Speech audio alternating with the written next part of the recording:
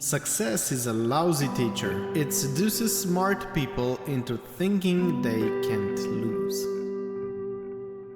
It's fine to celebrate success, but it's more important to heed the lessons of failure. This is a fantastic time to be entering the business world, because business is going to change more in the next 10 years than it has in the last 50. Your most unhappy customers are your greatest source of learning. Intellectual property has the shelf life of a banana. The first rule of any technology used in a business is that automation applied to an efficient operation will magnify the efficiency. The second is that automation applied to an inefficient operation will magnify the inefficiency. Everyone needs a coach. It doesn't matter whether you're a basketball player, a tennis player, a gymnast, or a bridge player. In business, the idea of measuring what you are doing, picking the measurements that count, like customer satisfaction and performance, you thrive on that. Of my mental cycles, I devote maybe 10% to business thinking. Business isn't that complicated. I wouldn't want to put it on my business card.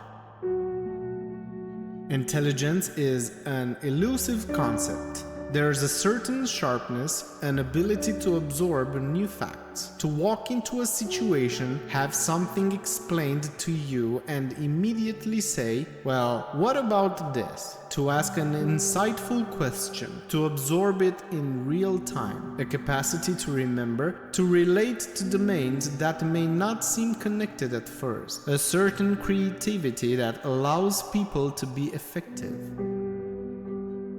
Don't compare yourself with anyone in this world. If you do so, you are insulting yourself. We always overestimate the change that will occur in the next 2 years and underestimate the change that will occur in the next 10. Don't let yourself be lured into inaction. Don't make the same decision twice. Spend time and thought to make a solid decision the first time so that you don't revisit the issue unnecessarily. If you're too willing to reopen issues, it interferes not only with your execution, but also with your motivation to make a decision in the first place. After all, why bother deciding an issue if it isn't really decided? Information technology and business are becoming inextricably interwoven. I don't think anybody can talk meaningfully about one without talking about the other. If I had to say what is the thing that I feel best about, it's being involved in this whole software revolution and what comes out of that. Because you can go all over the world and go into schools and see these computers being used, and go into hospitals and see them being used, and see how they're tools for sharing information that hopefully leads to more peaceful conditions and just the great research advances that come out of that. If you show people the problems and you show people the solutions, they will be moved to act. Whether it's Google or Apple or free software, we've got some fantastic competitors and it keeps us on our toes. To win big, you sometimes have to take big risks. Our success has really been based on partnerships from the very beginning. A bad strategy will fail, no matter how good your information is, and lame execution will stymie a good strategy. If you do enough things poorly, you will go out of business. Business people need to shake off the notion that information is hard to get.